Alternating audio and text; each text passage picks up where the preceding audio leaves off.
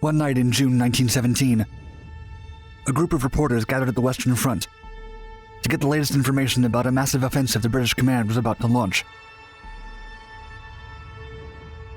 Excited, British Major General Charles Harington told them, quote, "Gentlemen, I do not know whether we shall change history tomorrow, but we shall certainly alter the geography."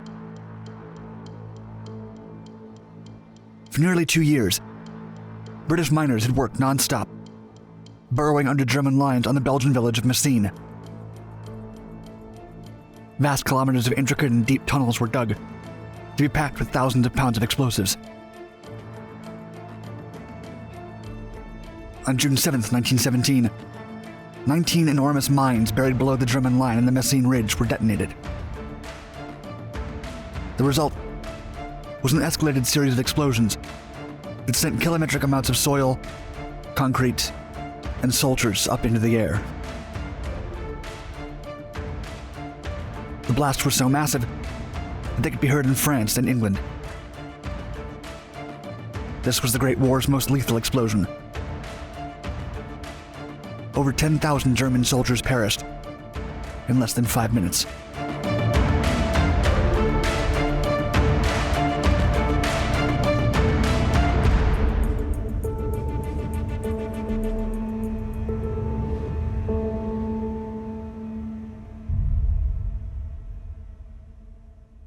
The Great War began in 1914, and it was received with patriotic feelings in most countries. German, French, Austrian, British, and Russian young men dashed to their closest recruiting offices to enlist and serve their nations and empires. Most of the enlisted men, whose ages ranged between 18 to 25 years, had a poetic notion of war. They'd grown up hearing their fathers' and grandfathers' tales of how they had faced enemy lines with fixed bayonets, or stood in a square formation against a furious cavalry charge. The young men thought that they would wage war using Napoleonic tactics, quickly conquering glory and returning home to show off their medals. But they were wrong. This was the 20th century, and a new style of warfare would be born, more violent and less honorable than any seen before. During the first year of the war, military commanders from all countries struggled to adapt to the new war. Cavalry and infantry charges were quickly decimated by the first machine guns and the artillery cannon's accurate fire. Thousands of casualties could accumulate in mere minutes. Even though casualties escalated quickly, the territorial gain against the enemy was minimal. This led to an epoch better known as trench warfare. Forces were amassed in a series of defensive lines where soldiers lived, slept, or died.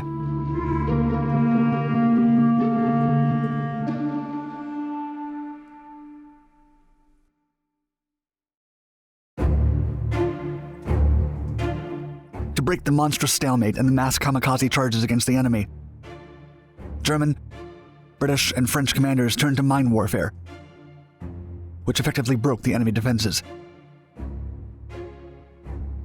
Through deep and intricate tunnels, military engineers dug below no man's land to reach the opposing line and conduct stealthy attacks at night. These tunnels were also useful for placing explosives that would collapse the trenches, burying supplies and vital communication lines upon detonation.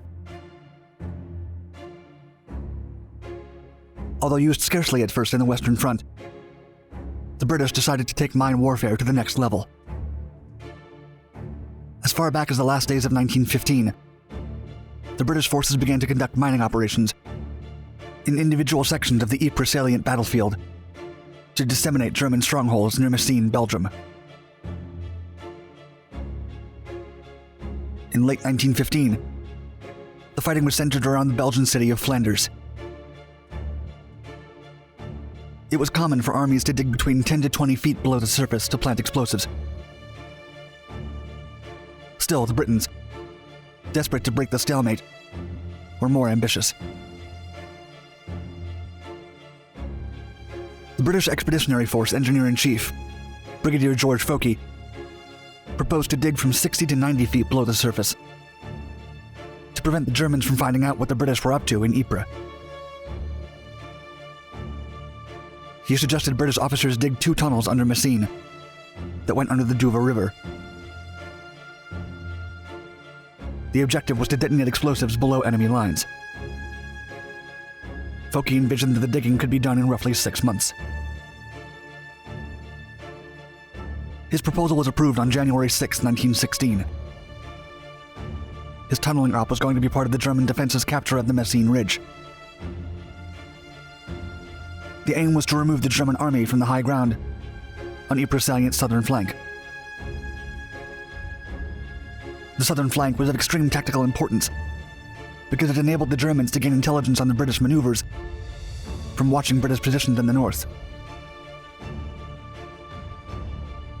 If the British forces succeeded, they could eliminate the German advantage, take the high ground for their benefit, and release some pressure on the French army, just like the Expeditionary Force did during the Somme battle a year before.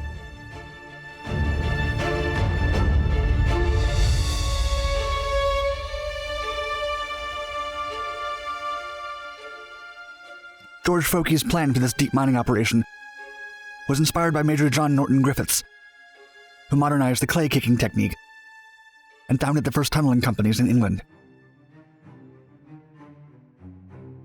Clay kicking, also known as working on the cross, was a method of digging tunnels, roads, and railways in strong clay-based soil structures.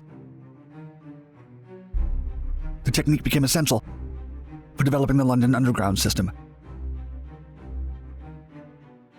It was broadly used during the Victorian Age to renovate the ancient sewerage systems of many English cities. Instead of using picks or mattocks intended for use against rigid soil structures, clay kicking worked favorably with soft clay structures. And more importantly, it was silent, which was precisely what the British forces required to avoid raising any German suspicions on the front lines. The technique also involved leg powder, which required less effort and was quicker to get the job done. When the war broke out in 1914, Norton Griffiths was contacted by Britain's Secretary of State for War, Lord Kitchener, to send some of his most experienced clay kickers to help the war effort and instruct military engineers. These men would eventually become the Royal Engineers Company, tasked with digging the tunnels for Fokey's plan at Ypres. In her book, they called it Passchendaele, British historian Lynn MacDonald collected Corporal Tom Newell's testimony, a clay kicker from the 171st Tunneling Company. He described, quote, "To be a good clay kicker, you had to be long-legged, young, and strong. At the age of 21, I was all 3. You lay on a wooden cross made out of a plank with the cross strut just below your shoulders. The cross was wedged into the tunnel so that you were lying at an angle of 45 degrees with your feet towards the face. You worked with a sharp-pointed spade with a footrest on either side above the blade, and you drove the blade into the clay, kicked the clay out, and onto another section, moving forward all the time. With the old broad-bladed pick, we could only get forward at best 6 feet on every shift. But when the clay-kicking method was introduced, we were advancing as much as 12 feet or even 14 feet on a shift. Besides the kicker, the clay-kicking teams consisted of the bagger, who filled sandbags with the excavated clay, and the trammer, who manned a small trolley on rails that would take the spoil back to the shaft. The bags filled with clay were then taken to the surface and used as trench protection.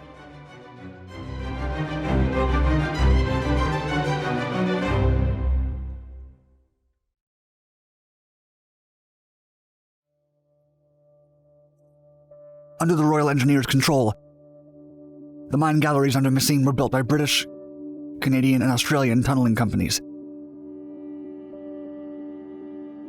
They all tried to prevent the German army from knowing that they were tunneling in the deeper layer of blue clay. In almost 2 years of continuous tunneling, German countermining units found several mines in British tunnels, which often led to close call encounters between both forces. To the British advantage, German units never discovered the deep mines that were being packed with explosives.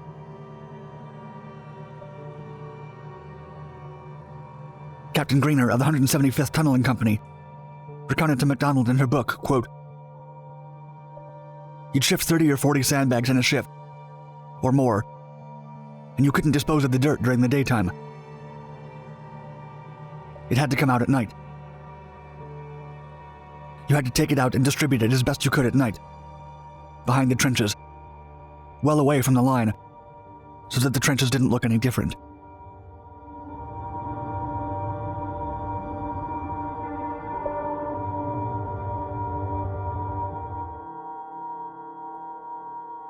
In total, 21 mines were planted under the German lines on the Messines Ridge. More than 1 million pounds of explosives were distributed between each mine. The largest mine, Spanbroek contained 41 tons of ammonal. On June 6, 1917, before the British offensive was launched to capture the ridge, British Major General Charles Harington told journalists, quote, "Gentlemen, I do not know whether we shall change history tomorrow, but we shall certainly alter the geography." The time set for the mines to go off was 3:10 a.m. on June 7th. Not all friendly units were notified of the colossal explosion that was about to happen. To keep the surprise element, only a few officers in specific companies were alerted of the detonation. Nonetheless, everyone was ordered to be ready to advance. The offensive had to make the most out of the surprise attack and capture enemy ground when the explosion occurred. At 3:10 a.m., the order was greenlighted. Soldiers with individual devices began detonating the 21 explosions, and Messines became hell on earth. The ground shook as every explosion was triggered, with a slow interval between them. Then the earth erupted with tremendous force around the German lines. Soil, wood, steel, supplies, and soldiers were violently shot up to the skies. For the German soldiers standing right above the mines, it was over instantly. They were pulverized. The survivors of the explosions were not so lucky. They were buried alive by the debris that fell from the skies and the enormous cavities created by the detonation. More than 10,000 German soldiers perished during the first 5 minutes of the consecutive explosions. Lieutenant J. Todd of the 11th Battalion told MacDonald, quote, "It was an appalling moment. We all had the feeling it's not going. And then a most remarkable thing happened. The ground on which I was lying started to go up and down just like an earthquake. It lasted for seconds, and then suddenly, in front of us, the Hill 60 mine went up.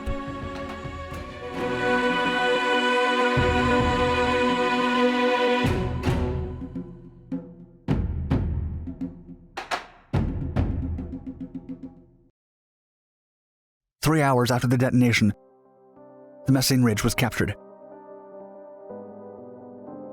The battle lasted 7 days. On June 14th, the zone fell under British control. It was a tactical success. It caused a tremendous impact on the morale of both sides. Weeks later, the Ypres offensive was launched on July 31st. This time, the Germans counterattacked fiercely.